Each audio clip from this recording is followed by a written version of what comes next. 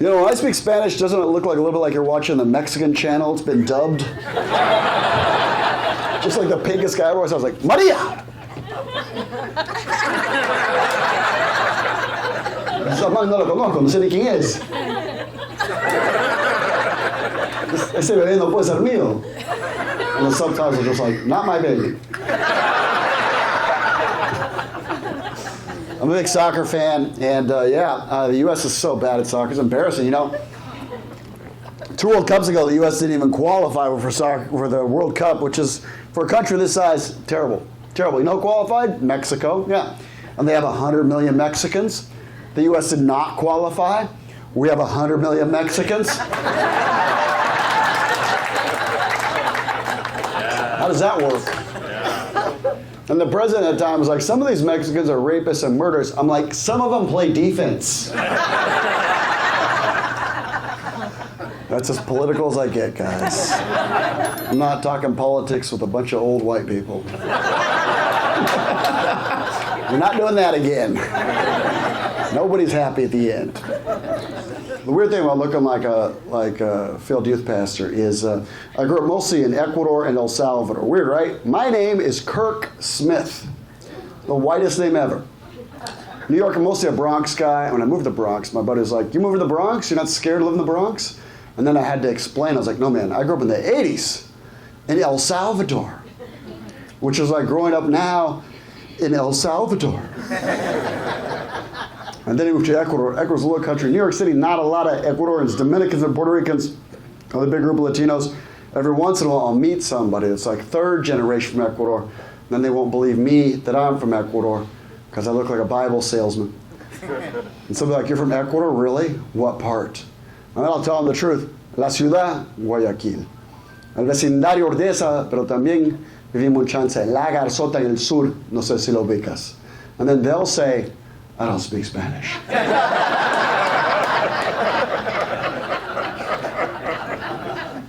How much time do I have? Doing this joke for Danny. We're talking backstage. It reminded me of an old joke. I probably shouldn't do the geography jokes. You know, Americans don't know geography, and I don't know why. I can't figure it out. And my favorite thing in the world is when somebody's very confident but wrong. Oh, that's my love language. And Americans don't know geography. I don't know why. You know, and in Europe they think we're dumb, and I don't know if we're dumb. I don't know. You know, we've got Tesla. You know, there's no Italian Tesla. We've got Apple computer. There's no Portuguese Apple computer. Tesla, I mean, imagine the Italian Tesla. You ever owned a Fiat? Fix it again, Tony. But yeah, they just don't know geography. And I was telling my buddies, like, what do you got in the summer? I'm like, I think I got a cruise. I think I get off in Sweden. I fly home. And he goes, oh, cool, Sweden, the Alps. Bring me some chocolate. And if you're not laughing, that's Switzerland. And so I go, no, it's not. That's Switzerland. It's a different country. And he goes, no, it's not. Same country, 2 different names. Continue. Yeah, you know, like the Netherlands and Germany. Do you think there's like 4 countries in Europe with like 40 different names? This week we're in Spain, or as the locals call it, Italia. I grew up in Ecuador because my parents are missionaries. That's how that happened, yeah.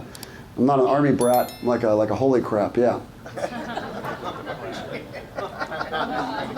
Apparently you get 1 joke per show. And then a lot of stares. I learned Spanish first. You know, my English is coming along. Thanks. But I learned English from old preachers, so you learn what they teach you. And they don't teach you any bad words, and they don't teach you any slang. There's no internet. We don't own a TV. TV's from the devil. So I moved back to the States as an adult. I'm in Dallas, Texas. This girl comes up to me, and she's like, hey, do you like to party? Which can mean to use drugs. Well, I didn't know that. I was like, yeah, I like to party. And I'm thinking, I like balloons and cake. And he's thinking like nitrous and Coke. He's like, really? Are you cool? Do you play in the snow? Sometimes. This is Dallas. No, man. Do you get down? Do you ride the white unicorn? This girl's an idiot. Unicorns are extinct.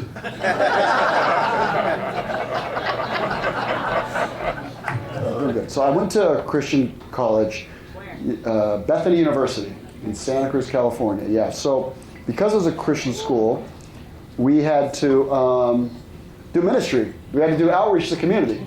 And so for the basketball team, they decided for us to go to maximum security prisons to play basketball against the prisoners to encourage them. That was the truth, I promise. We played in Soledad, we played in San Quentin, we played in Vacaville, Charles Manson was. And shit, I was scared. You know, I was walking in, my little butthole's moving. I'm 50 now, and I have a very face. But when I was 19, I looked more like her.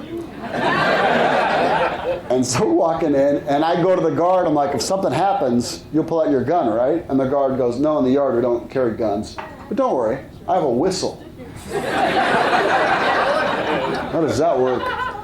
He's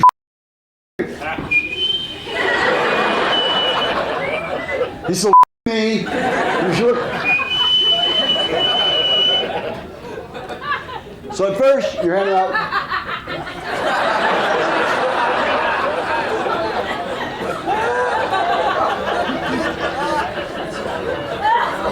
A little disturbing that the biggest laugh is me getting. So that part I like. That's a good part. I'd like to see the video of that. That's good. He said blow harder. So, what's that? He said blow harder. Blow harder. Got it. The crowd's heckling each other. So what was I saying? Oh, right. So at first you're handing out Bibles and brochures and stuff, but eventually you got to play. And once you start playing, everything stops. Prison's boring. Everybody stops what they're doing to come watch because there's nothing going on. So we're playing, and you know, it gets real physical. And you know, we're a college team. We play a little bit. And 30 years ago, I could play a little bit. I hit a few shots, and the guy guarding me did not appreciate it. It was like, "Yo, I could mess you up." And back when I was 19, I had a real mouth, and I was like, "Maybe, but after this, I'm going to Taco Bell." And he was like, "Yo, I could kill you." I was like, "Well, if you don't, later on I have a consensual date with a woman." And then he was like, "Yo, I could set you up a date in here." And then I called time out. I'm like, "Guys, this is very important. We need to figure out a way to lose this game so I can keep my butt chair."